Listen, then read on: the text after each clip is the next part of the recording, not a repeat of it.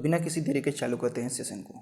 आज का पहला क्वेश्चन है, राष्ट्रीय पंचायती राज दिवस निम्न में से किस दिन मनाया जाता है? ए ऑप्शन 10 अप्रैल, 15 अप्रैल, 25 फरवरी या फिर 24 अप्रैल।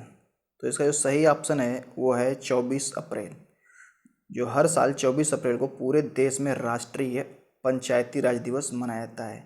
ये दिन भारतीय संविधान के 73वें मतलब 73वें संशोधन अधिनियम 1992 के पारित होने का प्रतीक है, जो 24 अप्रैल 1993 से लागू हुआ था। इस दिन को राष्ट्रीय पंचायती राज दिवस के रूप में मनाने की जो शुरुआत है वो 2010 से प्रारंभ हुई। तो चलते हैं नेक्स्ट क्वेश्चन की ओर। हाल ही में किस देश ने अंटार्कटिका क्षेत्र में रूसी और चीनी प्रभाव को कम करने के लिए ग्रीनलैंड को 92 करोड़ रुपए की आर्थिक मदद देने की घोषणा की? तो भारत ने, नेपाल, अमेरिका और अगला आपका है चौथा पाकिस्तान। ये आपके 4 ऑप्शन दिए हुए हैं। तो चारों में से आपका जो सही ऑप्शन है वो है अमेरिका। तो अमेरिका ने जो दोस्तों है हाल ही में अंटार्कटिका क्षेत्र में रूसी और चीनी प्रभाव को कम करने के लिए ग्रीनलैंड को 92 करोड़ रुपए की आर्थिक मदद देने की घोषणा की है। यह रकम ग्रीनलैंड के प्राकृतिक संसाधनों और शिक्षा पर खर्च की जाएगी। गौरतलब कि 8 महीने पहले ही अमेरिकी राष्ट्रपति डोनाल्ड ट्रंप ने इस द्वीप को खरीदने की भी इच्छा जताई थी। तो नेक्स्ट क्वेश्चन की ओर चलते हैं। हरियाणा के मुख्यमंत्री मनोहर लाल खट्टर ने बताया कि कोरोना वायरस महामारी के बीच राज्य में रिपोर्टिंग करने वाले सभी पत्रकारों को कितने लाख रुपए का बीमा देगी? तो पहला है 20 लाख, 15 लाख, 10 लाख या फिर अगला आपका है 12 लाख। तो इसका जो सही ऑप्शन है वो रहेगा सी, 10 लाख रुपए। 10 लाख रुपए।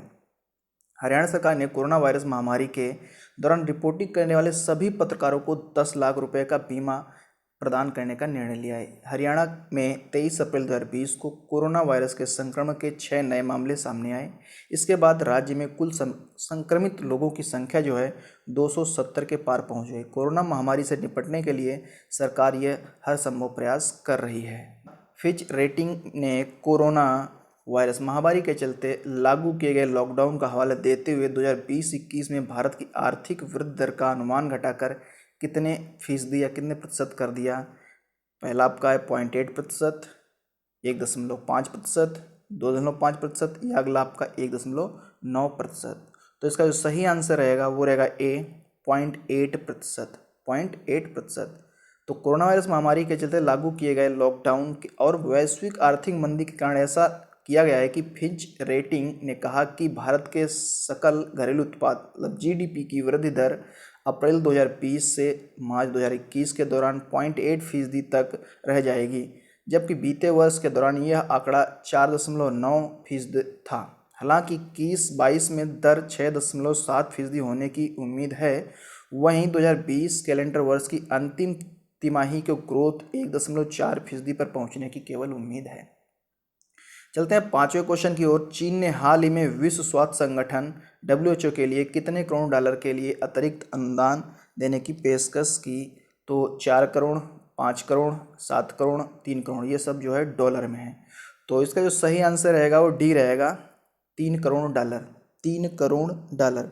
अमेरिकी राष्ट्रपति डोनाल्ड ट्रंप विवाद में चल रहे WHO को चंदा देने पर बैन लगाने के बाद अब चीन ने मदद की राशि बढ़ाने की घोषणा की है।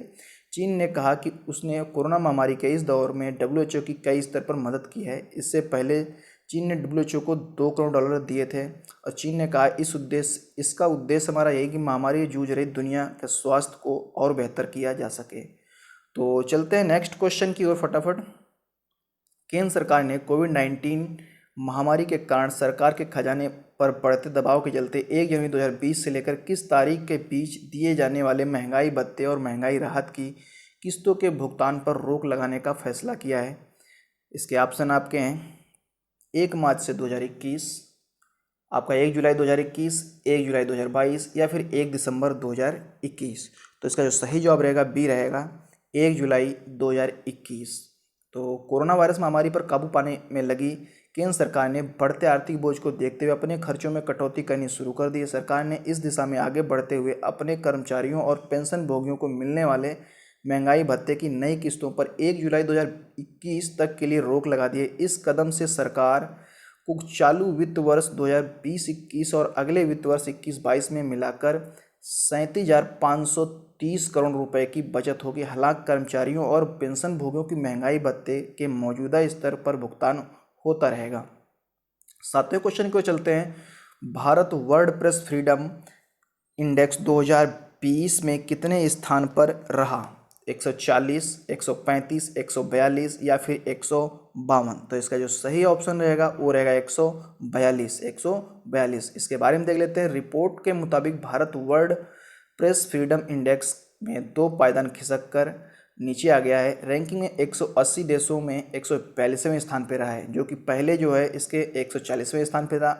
प्रेस स्वतंत्रता सूचकांक भारत 2017 में 136वें स्थान पे था और साल 2018 में 38वें स्थान पे।